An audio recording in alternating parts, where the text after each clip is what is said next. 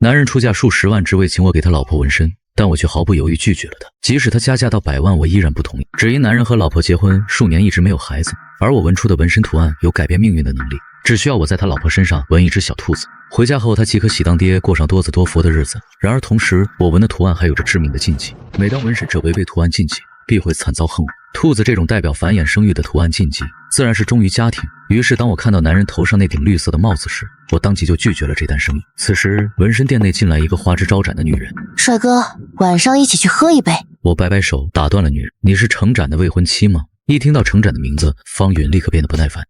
是我。方女士，我觉得你应该先好好收收自己的性子。另外，我这里的刺青图案不适合你。我犹豫了一下，开口劝道，心里想着程展是个老实汉子，可他找的女人可不太老实。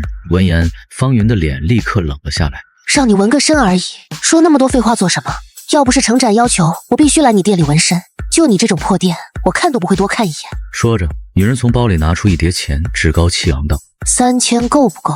我没有回答，指向贴在一旁的价格表。方云扭头看去，顿时惊呼出声：哈，你怎么不去抢啊？只见价格表上赫然写着普通刺青2万，精品刺青10万，极品刺青100万。我看你真是穷疯了。方云拿出电话，冷着脸走了。然而还没过3分钟，方云又气汹汹地走了回来，他恶狠狠地瞪了我一眼。你到底给程展说了什么？他以前可从来没有凶过我，就因为在你这纹身的事情，竟然跟我吵了一架。方云现在还记得程展的话，你要是不在顾老板那里纹身，30万的彩礼和全款房你想都别想。方云觉得这要求很奇怪，但他也没有想太多。他好不容易才找到个接盘侠，只要能拿到30万的彩礼和全款房，区2万的刺青费算得了什么？方女士，有些话我必须要跟你说清楚。我纹的刺青图案背负着你的信仰，是心灵的寄托。没等我说完，方云不耐烦地开口打断。不就是在身上画个画吗？说的这么玄乎，你唬我什么都不懂是吧？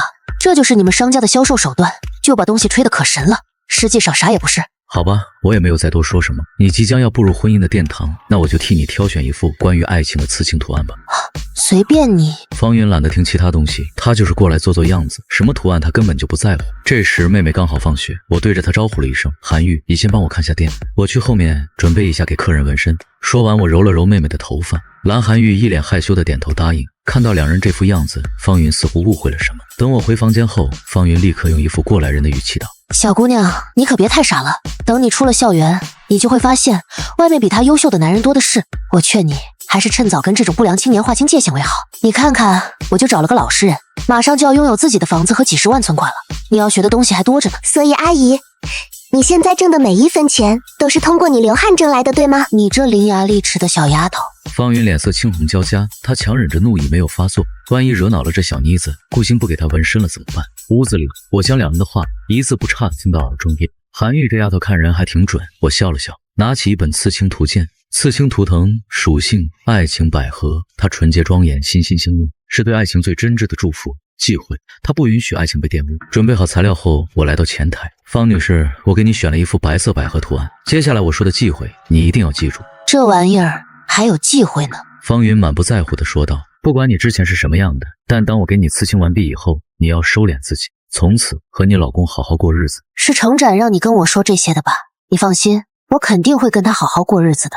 方云摆摆手，十分不耐地催促道，你能快点，我晚上和闺蜜还有个聚餐呢。看对方无所谓的样子，我轻轻摇头，该说的我都已经说了，能不能听进去那就是方云自己的事情。这时我手中凭空出现一朵晶莹剔透的百合花，摘下花瓣，将其放入白色料水中。花瓣触碰到料水的刹那，顿时融入水中，消失不见。很快我就将刺青图案所需要的白色料调好，而后又拿出一根特殊的纹身针。系统说这是由龙骨制成，拿起龙骨针，凌空一吸，吱的一声，一道略显不悦的声音响起，只有我能看到一道白色的虚影被射入龙骨针内。那虚影便是百合花魂，它对爱情的味道极为敏锐。这道花魂在方云身上嗅到了不洁的气息，所以他才会发出抗拒的叫声。什么声音？正刷视频的方云浑身一个哆嗦，有些惊疑不定地看着周围。方女士，你听错了吧？我看着她似乎毫不知情。方云此刻心中很不平静，刚才那道叫声让他毛骨悚然，应该是近期压力太大了，最近还是少出去疯玩一些。他心中暗道，随着龙骨针不断刺入方云肌肤中，方云却感觉不到丝毫疼痛。2个小时后，方女士，好了。方云放下手机，看向自己的手臂，只见一朵洁白的百合花已悄然绽放，甚至方云好似还嗅到了一股独属于百合的花香。他仔细闻了闻，好像是我身上的。方云有些不太确定地看向我，是的，这是刺青图案自带的特殊作用，你老公见了你以后肯定会更喜欢你的。不会有什么副作用吧？方云有些担忧，纹个身还能让人身上带花香的，这颜料里恐怕加了不少狠活吧？放心，我的店就在这里，如果有任何问题，方女士可以随时来找我。哼，有问题我肯定会回来找你的。方云冷哼一声，拿起包包就要走，将要走出去时，我再次提醒方女士，只要你跟你老公一心一意过日子，没有人会再计较你的过去。啰嗦。方云摆摆手，不耐烦地走了。这时蓝寒玉忽然凑了过来，带着淡淡的幽香。你为什么要骗他？刚刚那声音我也听到了。有吗？我什么也没听到啊。我打着哈哈，不想在这个话题上多说。肯定有，我听得可清楚了。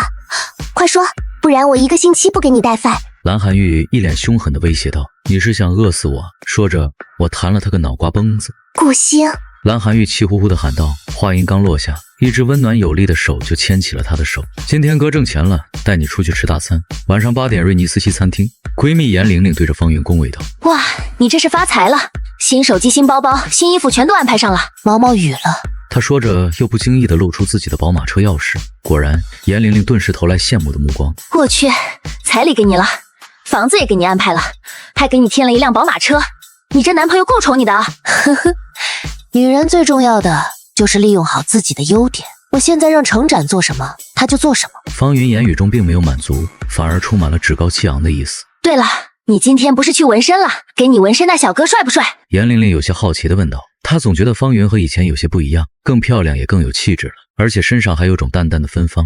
要知道她昨天才跟方云见过，这才1天，这人怎么就能有那么大的变化？严玲玲当真是百思不得其解。表面上她恭维着方云，心中却是无比鄙夷与嫉妒。我跟你说，给我纹身的小哥比明星还帅，可惜就是不上道。方云摇摇头说道。他给你纹的什么？给好姐妹看看呗。严玲玲又开口问道。方云直接将袖子捞起，胳膊上一朵洁白的百合悄然绽放。我去，你这百合纹的可真漂亮，过2天我也去让那个小哥给我纹一个。你就算了吧，那小哥脾气很臭，一个破纹身师非把自己包装的高大上，还跟我扯了一堆我听不懂的话，真是好笑。还有就是他家店的价格高的离谱，要不是有原因，我才不会去当冤大头。有多离谱？严玲玲愣了一下，我这2万纹的。方云将袖子放下，没好气道：“这么小一点，还这么贵？”严玲玲一听这个价格，顿时怂了。可不是吗？就因为这个程展还跟我吵了一架，也不知道他怎么想的，会要求我去纹身。难不成他以为纹个身就能留住我的心？真是好笑。然而他并不知道，他在说完这句话的时候，右臂袖子遮蔽下的刺青百合颜色开始泛黄，那展开的花瓣也蜷缩了一点。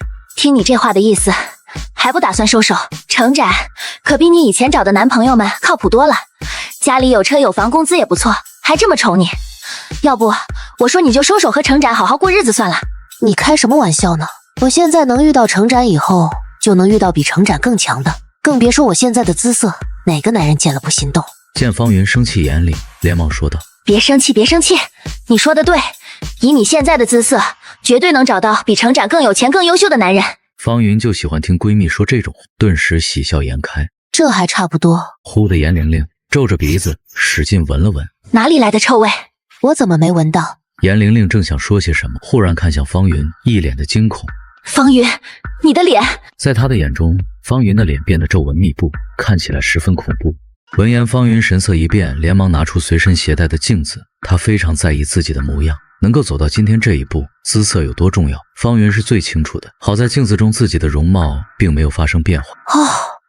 严玲玲，你鬼叫什么呢？方云心里松了口气，神色中已经带上了几分怒意。严玲玲回过神来，定睛一看，又使劲揉了揉自己的眼睛。不好意思，姐妹，刚才我眼花了。只见方云面色红润，哪里还有之前看到的那恐怖影？账我结了，今晚还约了个帅哥，就不陪你了。程展那边要是问起来，你应该知道说什么吧？看到他这副样子，严玲玲早就见怪不怪了。她拍着胸脯保证道：“放心吧，姐妹，这事我熟。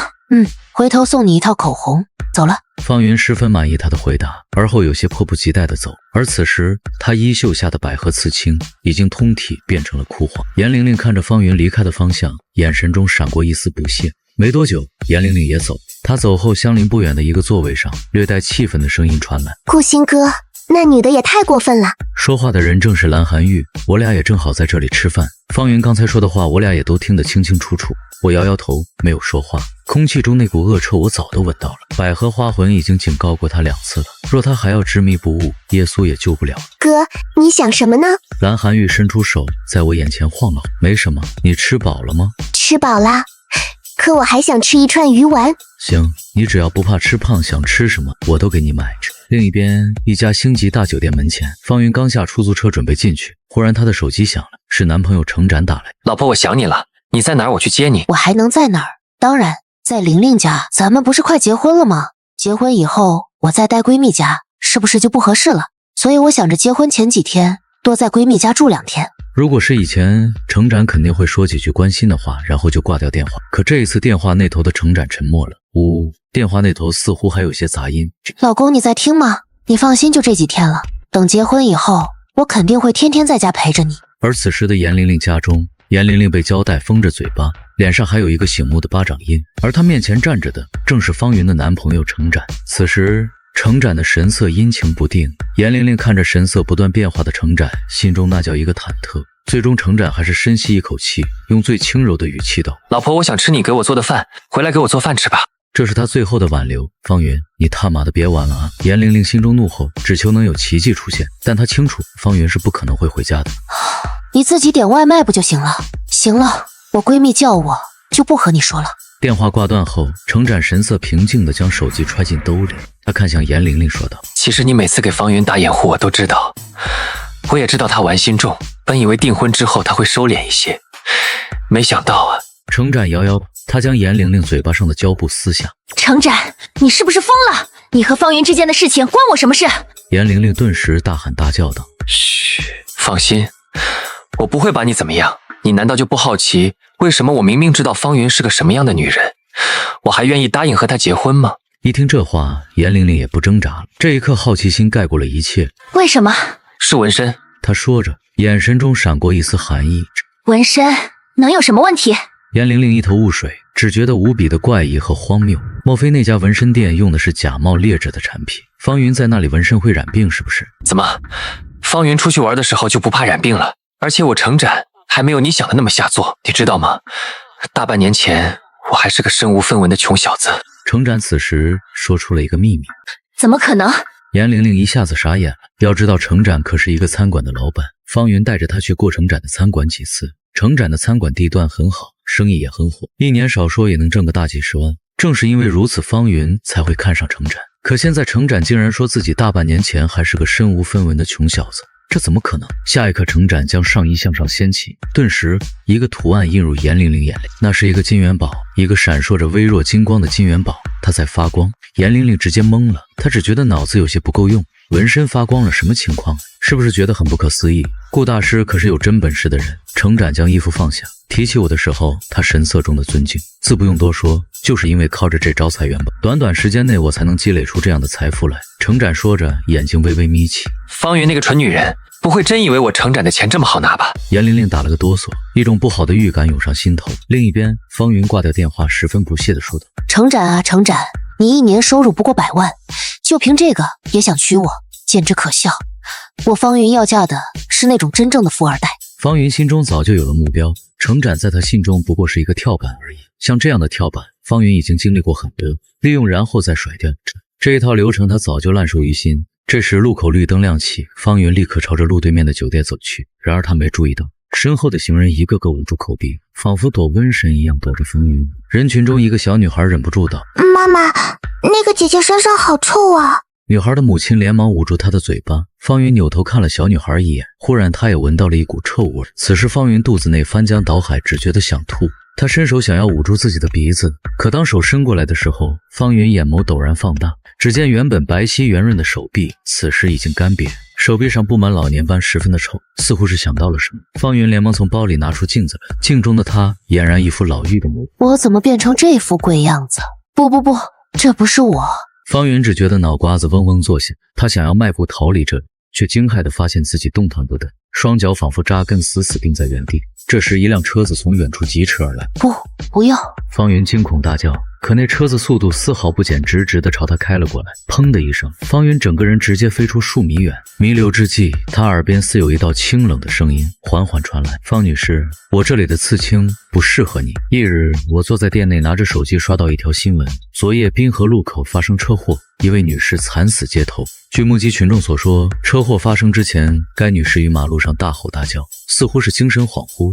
我放下手机，将刺青图鉴拿出，翻到百合图腾的那一页，图案忌讳：它不允许爱情被玷污，若你玷污了爱情，它会快速枯萎凋零，而随之一同枯萎凋零的还有你的血肉和灵。与此同时，街道上一名户外猎奇主播正在边走边和水友们直播，弹幕上水友都在聊着关于方云的事情。青姐，新闻里马路上被车撞那个女的你知道吗？我这有现场照片，老吓人了。我知道，不过一场普通车祸而已，你们有必要大惊小怪的吗？青姐，这绝对不是一场普通的车祸，等下播了我发你照片，你把这做成一期视频，绝对能爆。行，回头等我下播记得发我。回复完温小青，正式介绍起今天的直播内容。今天直播内容是去探店，朋友说这边有一家有趣的刺青店，今儿我就带你们去转转。纹身店有啥好看的？那里可是不良青年的聚集地，青姐可要注意安全。弹幕滚动着，对于纹身水友们都是一个鄙夷的态度。温小青摇了摇头，认真道：铁子们话可不能这么说，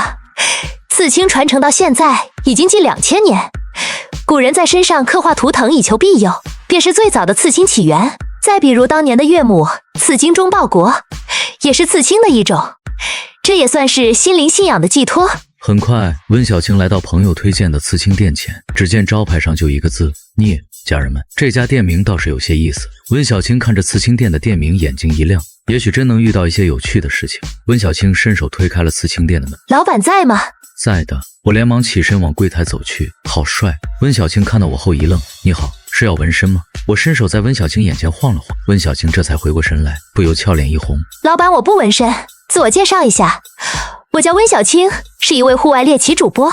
我早就注意到温小青手中拿着的直播工具，但我并没有想要驱赶她，因为眼前的温小青面容上被晦气笼罩，灰色的晦气中还有血光乍现，这是血光之灾即将来临的预兆。但我的神色倒是没有太多变化。那你来我店里是为了什么？顾老板，是杜姐介绍我来这里的，我想在你这做一期关于刺青文化的猎奇直播，可以吗？温小青暂时关闭了直播，她在用一种商量的语气询问我，那具体内容是什么？我没有拒绝，也没有答应，而是反问道：就是在你这里直播几天，比如你给顾客刺青的过程等等。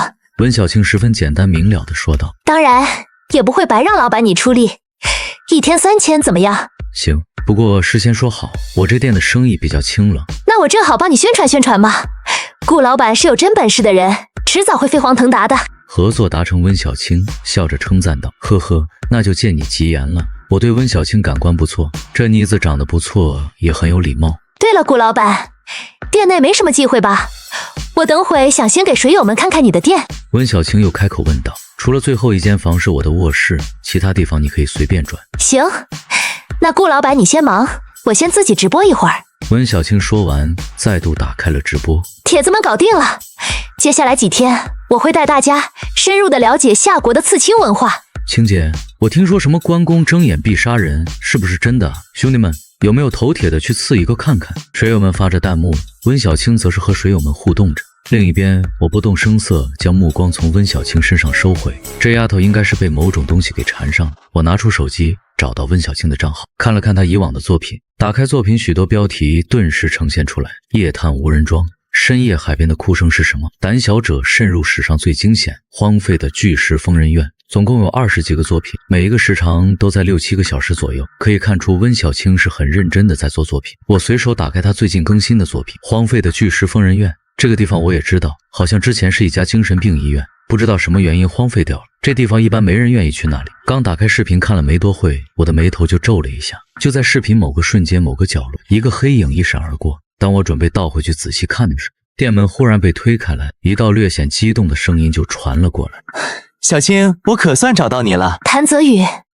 你怎么来了？温小青看到来人眉头一皱，这是她的追求者，也是自己的榜一大哥。但温小青已经明确拒绝了谭泽宇的追求，而且把礼物原封不动地退给了对方。可谭泽宇依旧不放弃。小青，你别生气，我是来纹身的。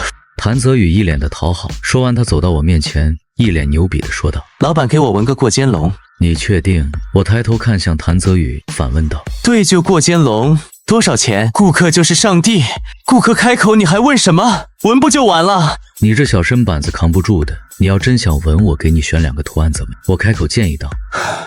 一个破纹身有什么扛不住的？我说了，你扛不住，你就是扛不住。我的声音一如既往的平静。谭泽宇，你别闹了，顾老板是有真本事的人。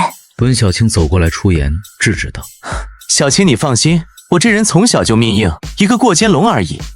陈浩南扛得住，我谭泽宇怎么就扛不住？而且你也别听他瞎吹，什么扛住扛不住的，那都是电影里面瞎编乱造的。”谭泽宇心中不屑，不好意思，来我的店纹身就要遵守我的规则，过肩龙我给你纹不了。我没有和谭泽宇多说，这小年轻虽然年轻气盛，倒也不是坏人，我也不愿意他在这件事上丢了命。还有开店把顾客往外推的，这年头花钱的才是大爷好不好？谭泽宇，你闹够了没有？温小青脸上已经带着几分薄怒。小青，你别生气。行，我给顾老板赔个不是。谭泽宇捏了捏拳头，强迫自己冷静下来。不好意思，老板，刚才是我冲动了。不过我还是想在你这里纹身。小事，不过纹之前你最好先看一下价格。我十分随意地指了指一旁的价格表。忽然，谭泽宇难以置信的喊声传来：“靠！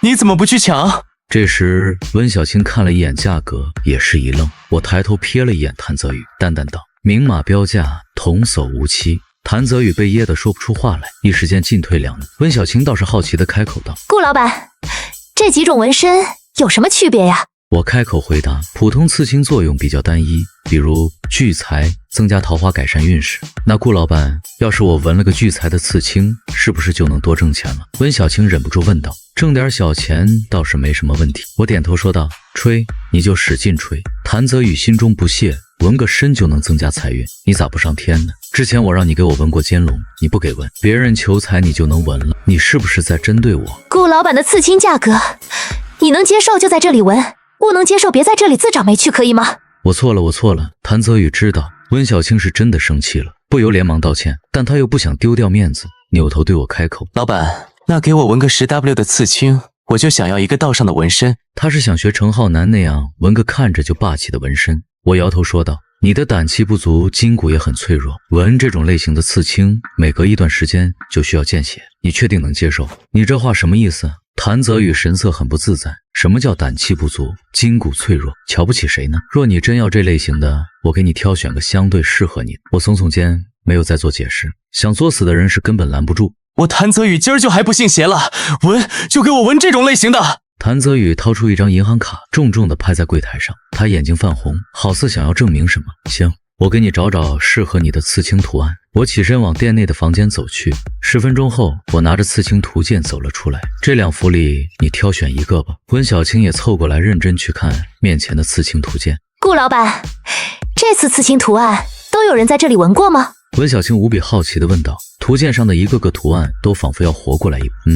只有我刺过的图案，我才会将它留在这本图鉴上。我语气平和。温小青点点头。当她看到那幅白色百合图案，眼前猛地一亮。这白色百合象征着爱情，有这幅刺青图案的主人，现在一定过得很幸福吧？或许吧。两人的对话，谭泽宇并没有听进去，他的心神已经被一幅图案深深吸引。刺青图腾，属性，诠释，鹰击长空，它代表着你的雄心壮志，无垠的天空才是你的归属。老板，我要纹这个。谭泽宇指着鹰击长空的刺青图案说道，那种飞扬跋扈感他太喜欢，甚至他都觉得这幅刺青图案就是为自己量身定做的。行，不过刺青图案都是有忌讳的，我所说的忌讳你一定要牢记。什么忌讳？谭泽宇下意识问道。每个月你所拥有2种东西必须要增加，此后3年都不能间断。我盯着谭泽宇，眼神中闪烁着莫名的色彩。想要翱翔天空，成为一方霸主，要有巨大的野心。如果能坚持下去，必然能成为名震一方的大人物。哪2种东西？